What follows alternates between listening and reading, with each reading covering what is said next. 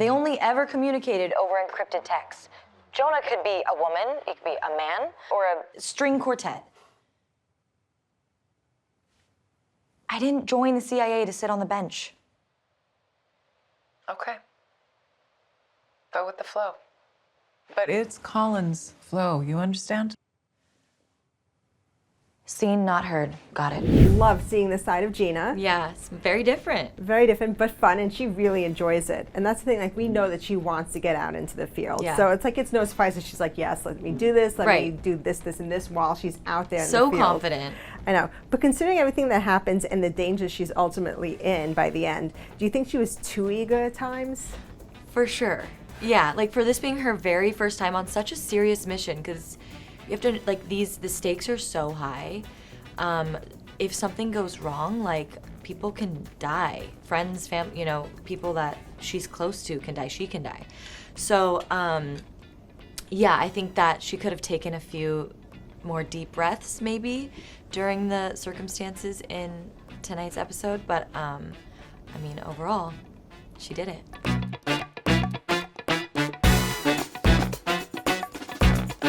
I think that she must have done something like this before, or knows that she has the skill of being able to manipulate people, maybe especially men, in that way, like turning that on and being like, oh, you know, I got this. I think seeing how, not scared, but like Colin was very much like, this guy is dangerous. I'm sure in the back of her mind, she maybe for a split second was like, do I want to volunteer this up? And then she was like, no, I got it. And then wants to prove herself ultimately. So she probably thought that was a perfect opportunity to do that with such a, you know, dangerous man.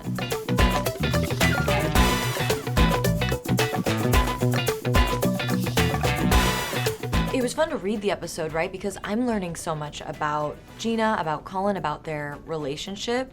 So I got to learn so many nuggets about their history as well. And I think that it was so nice that Colin was going to bat for her and was like, I know she can do it, which probably means that they've had multiple conversations where she wasn't able to go out, but maybe she gave him an idea or she brought something to the table and he clocked that and ultimately trusts Gina. But yeah, I think that they worked so well together and it was fun to see them jive and understand maybe what the other person was thinking. So, yeah. It does feel like Gina can handle a field job. Like, she was great as Jonah in that scene when she's like, sometimes Jonah, sometimes I'm Ashley. Yeah. And if Sasha wasn't FSB, it feels like she could have fooled him. That's the thing.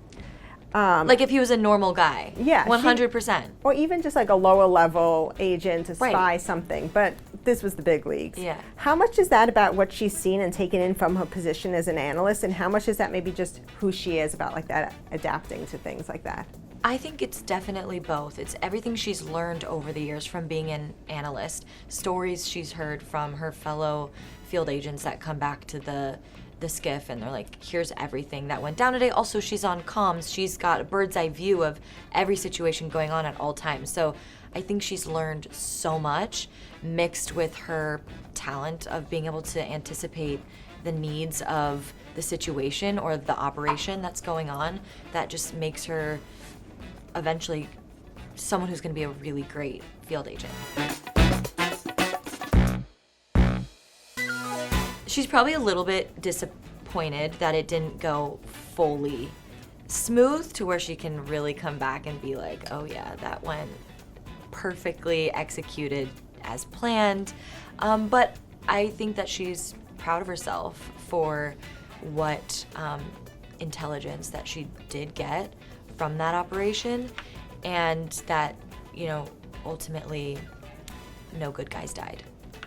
You know, if she could handle that, I feel like she can handle another one. I feel like that too, for sure. And I think you brought up such a good point of Sasha being such a dangerous man and her almost getting him. It was like, it was so close. It was one tiny, I don't even think it was a slip on her part. I think he's just so smart, and it was just like the wrong guy to, you know, do that with. I mean, also it's just a situation, like he probably expected this to happen. Yeah, I'm surprised he let it get as far as he did in that conversation. I mean, I guess even if you are FSB, you wouldn't be like every single female is, you know, a CIA agent.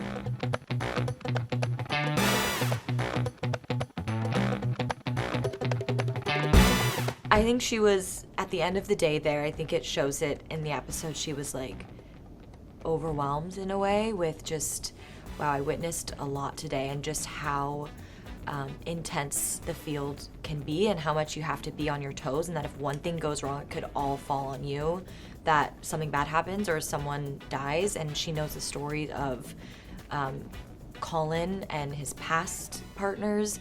So I think she understands how big of an undertaking it is, but I don't think that stops her from wanting more and more and more. In fact, I think she's probably, now that she's got a taste of it, and she did very well, and she played so many different roles in one day. I think it was like, she went undercover like 3 different times, and I think that's her groove. It's like when you're in a flow state in whatever, you know, thing that you do for work, that's her flow state, is, you know, being undercover. Yeah, we saw just to get the room number, like the way that she just got right into that. Right, turned on her emotions right there. So fun. Are you kidding me? Iconic. Donald, like the fact that I got to work with him was, I learned so much. I mean, we were barely in, you know, scenes together. I was mostly with Costa Ronan, who's also incredible and so fun to see how he works. I mean, these people are like, they've been in the industry forever. I feel so grateful. We had so many amazing guest stars. Glenn Fleshling was also in that episode. So we got really, really lucky. I felt lucky to be able to play so much in that episode, but we don't know. Although when I read the script, I read it, like immediately when I read it as that he does die, and that's what really pulled my heartstrings. So it can go either way, but I think thinking of him as dying is like heartbreaking because his character was so, you just rooted for him.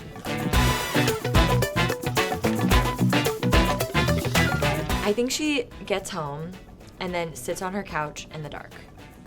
Yeah, and just decompresses. Maybe she turns on like a cooking show or something, but that's about it.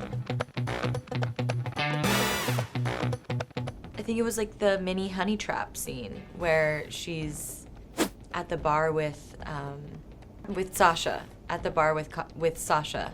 That was so much fun. And Costa he loves to get into it, and he really takes liberties in being like, hold on, let's take our time. Like, you know, sometimes it can get nerve-wracking. You're all here on a huge location at this castle. There's hundreds of people in the crew, and we have so much to do in a day that sometimes it can get overwhelming of like, okay, let's get this scene done so we can do the next scene. And he was like, hold on, let's do some improv, let's have fun.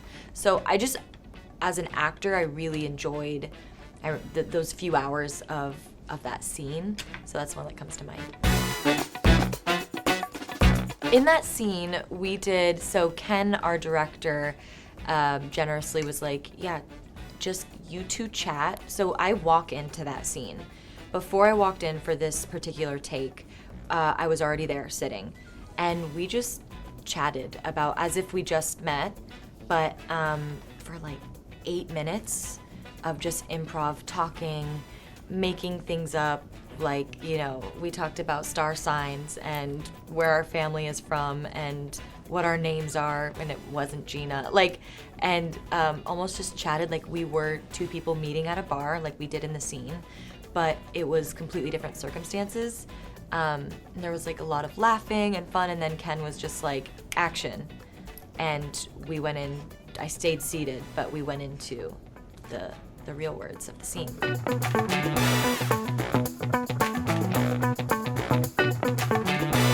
Yeah, I think in the beginning she was like, you're a square. I think she still thinks that he's a square, and that'll be like maybe a brother-sister element there. I don't think that she thinks that he's asking, you know, FBI to leave. I think he likes our family a lot and probably wants to continue staying.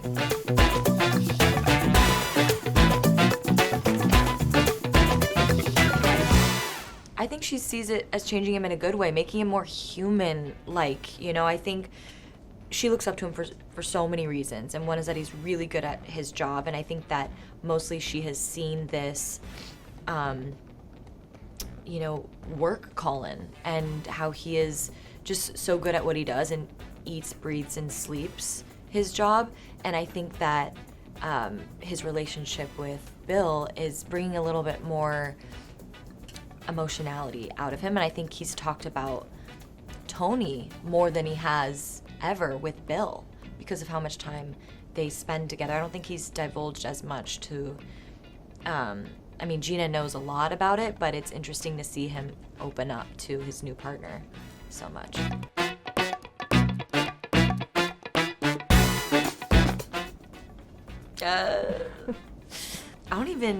We may or may not find out who the mole is. Yeah, stay tuned. That is a page turner. To be honest, as I get script by script, I'm going through the script just waiting to find out who the mole is myself, so.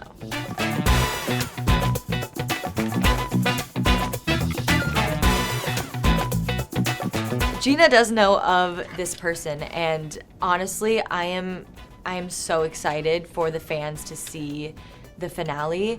I think it's gonna be a jaw on the floor moment, which is something that we live for in this type of TV. You're gonna be so excited to continue into, now that we know there's a season 2, to what is gonna unfold in that season. A little bit of both. You're gonna see her in the field again, which was super fun. I think that the undercover work that she did in this episode really did give her a lot of confidence because of how well that she did do. And so I feel like anything at this moment after that is a little bit, not easier, but it's like she went undercover 3 times in a day. So she does go out on the field again, but doesn't quite do as many acts in one episode. I think the finale leaves Gina hungry and ready to take on whatever's next. Season 1 finale of CIA cliffhanger words are jaw-dropping, and anything that you think is gonna happen isn't gonna happen.